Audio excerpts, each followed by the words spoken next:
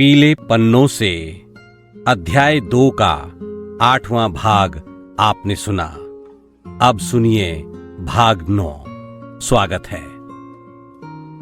डलहौजी से चला बनी खेत। डलहौजी से खजियार जाने का मन था, लेकिन समय नहीं। मात्र डलहौजी ही मन भर घूमने के लिए 3-4 दिन चाहिए।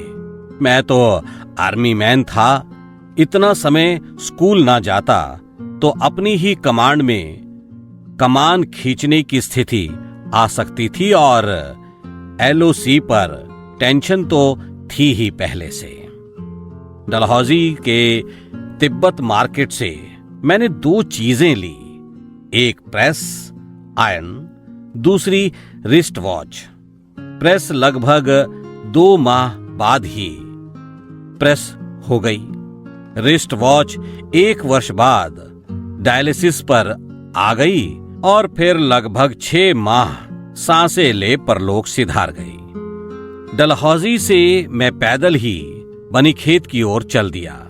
लगभग 7 किलोमीटर की यात्रा अधिकांशतः ढलान की थी। चीड़, देवदार, ओक आदि के वृक्ष दोनों ओर। अनेक पर्यटक व स्थानीय निवासी पैदल टहलते ही बनी खेत से आ जा रहे थे। मैं भूल चुका था कि मैं आर्मी स्कूल का एक TGT विदाउट B.Ed हूं। वो उस भूमि की सुगंध को स्वयं में समा लेने का अनुपम समय था, और मैं जानता था कि ऐसा समय मेरे लिए प्रतिदिन नहीं आना था। उस स्कूल के अनुभव से मुझे ये सुनिश्चित हो गया कि बोर्डिंग स्कूल या कह लें कि टीचिंग के लिए मैं योग्य था। पत्रकारिता छोड़ने की एक आध खरोंच भी अब भर चुकी थी। मुझे आगामी जीवन में किस क्षेत्र में बढ़ना है, इसका ईश्वरीय संकेत मिल चुका था। मुझे लगा कि पर्वत तो अपने यूपी वर्ष 1998-99 की बात में भी है, तो आर्मी स्कूल यदि छोड़ भी दूं तो देर सवेर मसूरी या नैनीताल के किसी बोर्डिंग स्कूल में नियुक्ति पा ही लूंगा। ऐसा विचारते और 10 दिशाओं की प्रकृति को निहारते मैं बनी खेत कुकड़ू के कॉलोनी में पहुंच गया। दिन के करीब 3 बजे थे। पहले ही व्यक्ति से उसके पापा जी का नाम बताकर घर पूछा तो वे सज्जन तीसरी मंजिल पर स्थित उनके घर तक छोड़ गए। बेल बजाने पर जिन्होंने दरवाजा खोला वे थी कुकड़ू की विदेश में नर्स बहन। उनके पीछे थे अपने कुकड़ू जी, और उसके पीछे उनकी मम्मी जी। एक शांति परंतु सोल्लास सभी मुझे ड्राइंग रूम में ले गए। ये अनुभूति मुझे पहली बार हुई कि उल्लास या प्रसन्नता शांतिमय भी हो सकती है, शांतिमय ही होती है, ये भी कह सकते हैं। जहां शोर है वहां प्रायः सत्य नहीं होता। मैं हिमाचल प्रदेश में पहली बार किसी हिमाचली परिवार में था। बहुत सुरुचि से घर को सजाया गया था। पर्वतीय देवी देवताओं के सुंदर चित्र दीवारों पर थे। चीजें यूं रखी थी कि मानो उस स्थान के अतिरिक्त कहीं शोभित ही नहीं, और सबसे बढ़कर था उस समय मेरे सामने बैठे उन तीनों का सौम्य व निश्चल व्यवहार। कुकड़ू वो कुकड़ू नहीं लग रहा था जैसा वो नगलभुर में लगता था। यहां वो पूरा प्राकृतिक था, भोला सा, प्यारा सा। स्थान व परिवेश व्यक्ति को खंडित करता है, और अनेक बार मृत भी। चाय पीते हुए कुकड़ू की मम्मी जी ने पूछा, सर जी एक बात बताओ, आप जैसे पंडित हो तो प्याज लहसुन कुछ भी नहीं खाते हो? मैंने शांत भाव से उत्तर दिया, नहीं जी, इन दोनों को तो मैं हाथ भी नहीं लगाता, यहां तक कि चिकन में भी नहीं डालता। वे और उनकी बिटिया भौचक्की हो गई। फिर जब उन्हें समझ आया कि वो मजाक है तो दोनों खूब हंसी। अब माहौल पूर्णतः सहज व पारिवारिक हो चुका था। कुकड़ू तो मेरी सभी बातों से परिचित था ही। वो अनेक बार मेरे साथ भोजन करने भी जाता था। बता देना समीचीन होगा कि कुकड़ू हिमाचली राजपूत था और चिड़िया भी हिमाचली राजपूत ही थी। दोनों के सरनेम ठाकुर थे। सायंकाल लगभग 5:15 बजे कुकड़ू के पापा जी ऑफिस से आए। वे बहुत गंभीर थे, लेकिन बड़े स्नेह से वे मिले और फिर दूसरे रूम में चले गए। कुकड़ू की मम्मी जी और उसकी बहन किचन में और कुकड़ू मेरे ही पास। कुकड़ू ने बताया कि उसने पड़ोस के कुछ साहित्य प्रेमियों को बताया है कि एक कवि उनके घर आ रहे हैं। उसने मुझसे पूछा कि वे लोग मुझसे मिलना चाहते हैं। आप यदि अनुमति दो तो डिनर के बाद उन्हें बुला लें। मेरे मना करने का प्रश्न ही नहीं था। शाम लगभग 7:15 बजे बराबर के कमरे से बीबीसी हिंदी रेडियो सेवा की आवाज आई।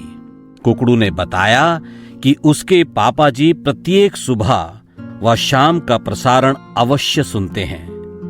मैं उनके कमरे में गया। वे तदचित होकर बीबीसी का प्रसारण सुन रहे थे। लगभग 45 मिनट के प्रसारण में हमारी कोई बात नहीं हुई। प्रसारण के बाद उन्होंने पूछा, आप बीबीसी को जानते हैं? मेरे हां कहने पर वे ऐसे प्रसन्न हुए जैसे संगीत वाले को जानकर संगीत वाला, चित्रकार को जानकर चित्रकार, खेल वाले को जानकर खेल वाला आदि। समान अभिरुचि किस प्रकार दो भिन्न शिक्षा व पेशे वालों को एक दूसरे से आत्मीय रूप से जोड़ सकती है, ये और स्पष्ट हुआ। डिनर के बाद कुकड़ू ने 8 साहित्य प्रेमियों को बुला लिया। उस रात्रि लगभग 1 घंटा मैंने अपने जीवन का प्रथम एकल काव्य पाठ किया। वे सभी साहित्य प्रेमी बहुत गहन व गंभीर श्रोता थे। उन सभी के जाने के बाद मैं अकेला छत पर गया। छत से सितारे यूं लग रहे थे कि बस हाथ बढ़ाओ और छू लो। 2 रचनाएं हुई। अगली सुबह मुझे नगलभुर के लिए निकलना था, एक ऐसी दुनिया में पुनः जहां रोटी ही नहीं, अपने दर्प व दिखावे के लिए आदमी पहले पूर्णता अप्राकृतिक या कृत्रिम हो जाता है और फिर प्रकृति के सानिध्य हेतु पर्यटन के बहाने पर्वतीय स्थलों पर जाता है, मस्ती करता है। वहां भी नीचे जैसा ही सोचता करता है, फिर नीचे लौट आता है बिना प्रकृति और अपने को पाए। नीचे जो कमाया था वो धन भी गवाकर बस लौट आए नगलभुर। अगला दिन रविवार था। मेरे साथ कुकड़ू भी नगलभुर के लिए चला। चलते हुए उसकी मम्मी जी ने कहा, सर इसका ख्याल रखना, अभी ना समझ है थोड़ा। उन्हें आश्वासन दे उन तीनों से विदा लेकर हम दोनों बनी खेत हाईवे की ओर ऊपर की ओर चल दिए। वो उन तीनों, कुकड़ू के पापा जी, मम्मी जी व बहन से मेरी अंतिम भेंट थी। उस रात कविता सुनने आए पड़ोसी भी अब नहीं मिलने थे।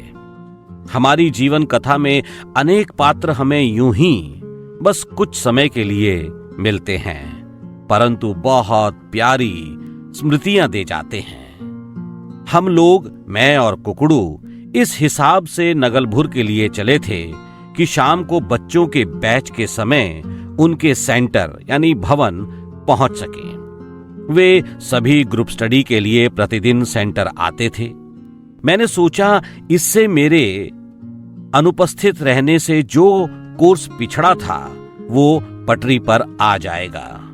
पठानकोट पार करते ही हम व्यास के उसी कहानी वाले पुल से गुजरे, जो तपती धूप में लगभग वीरान ही खड़ा था, सिवाय एक दो बसों के आते जाते। सेंटर लगभग हम उसी समय तक पहुंचे जो बैच का टाइम था। देखते ही सभी स्टूडेंट्स प्रसन्न हो गए। मैंने उन्हें उस दिन भी पढ़ाने की बात कही।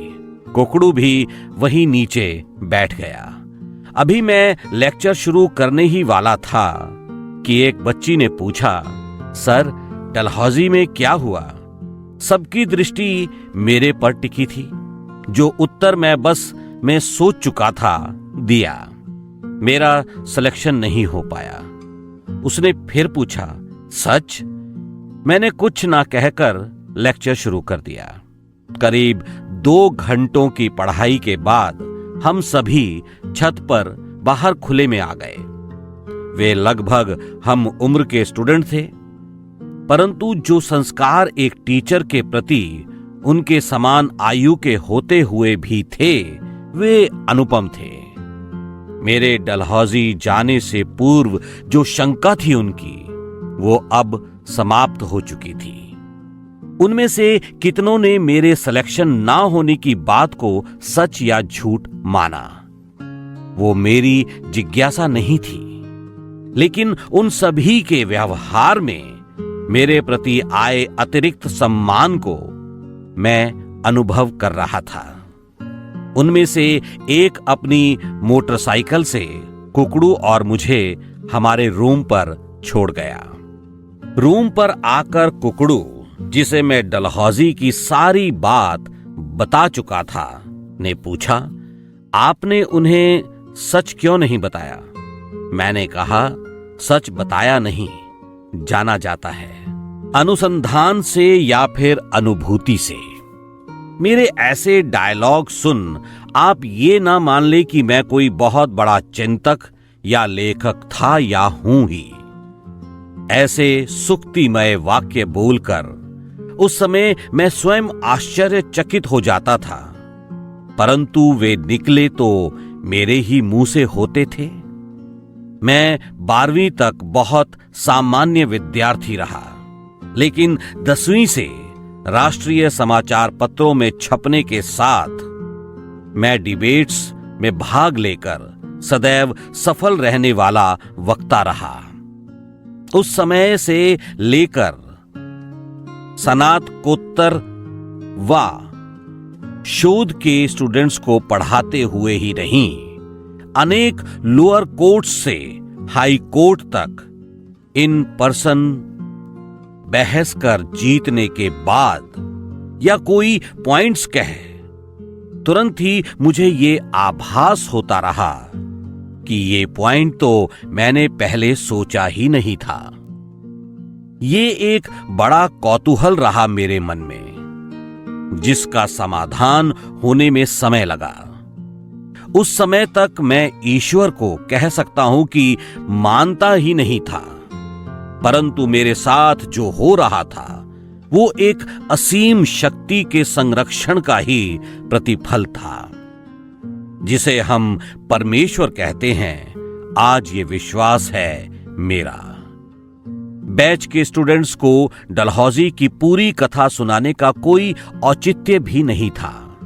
सभी अपने संस्कारों, व्यक्तिक अनुभवों, निज कार्य पद्धति और अंततः बौद्धिक क्षमता के अनुसार ही अन्य के संदर्भ में निर्णय लेते हैं। जो मैंने डलहौजी में किया वो तो पूर्व योजित ही था और मेरा नितांत व्यक्तिक निर्णय था। उस समय मात्र स्वयं की संतुष्टि का, परंतु परमेश्वर को निसंदेह वो अच्छा लगा होगा।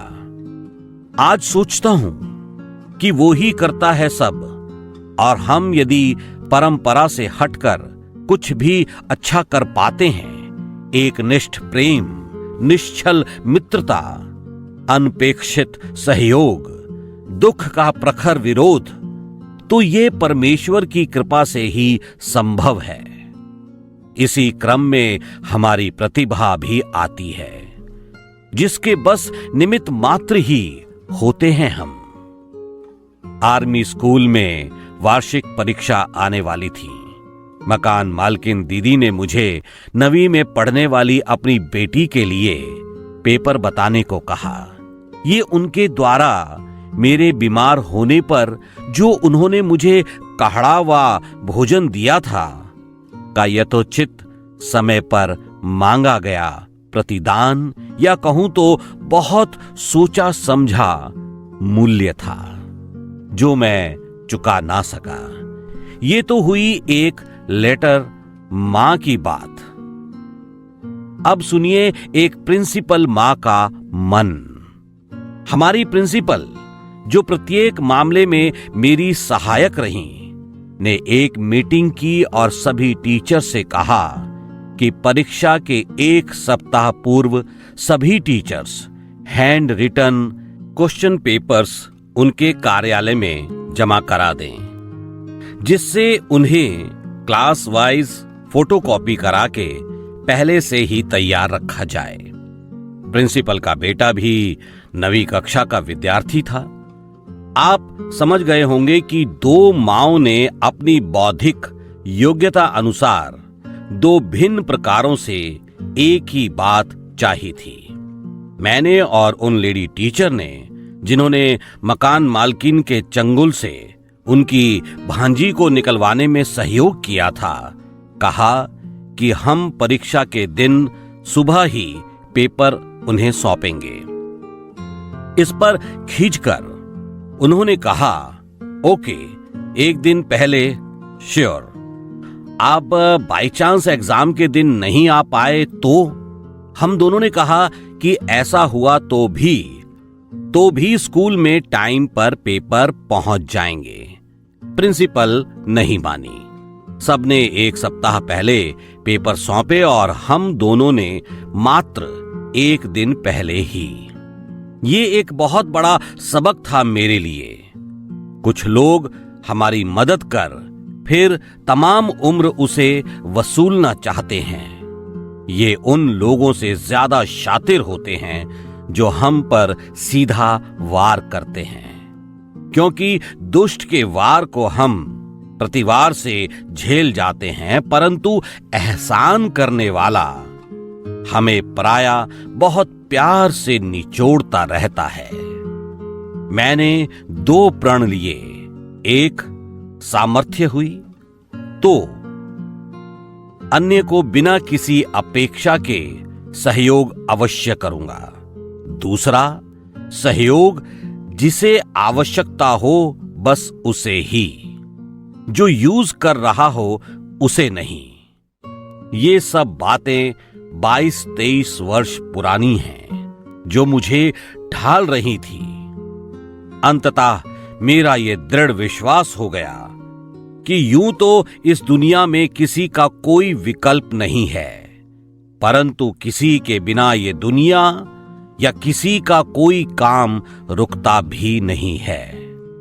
सोचना व्यक्ति को स्वयं है कि अन्य के जीवन में उसे विवेकानुसार सहयोगी बनना है, तटस्थ या फिर बाधक। एक और बात, किसी के भी सहयोग को हम ताउम्र किसी अन्य सहयोग से उतार नहीं सकते। अनेक सहयोग इतने कॉस्टली होते हैं कि उनका मूल्य या ऋण चुकाया जा ही नहीं सकता। उदाहरणार्थ, किसी गड्ढे में गिरे हुए को कोई निकालने या बस से नीचे गिरते को कोई थाम ले तो उस सहयोगी का ऋण कैसे उतरेगा भला? बात यह है कि कोई किस रूप और उद्देश्य से सहयोग कर रहा है, इसके प्रति भी सचेत हों हम। अंततः सब परमेश्वर रचित है।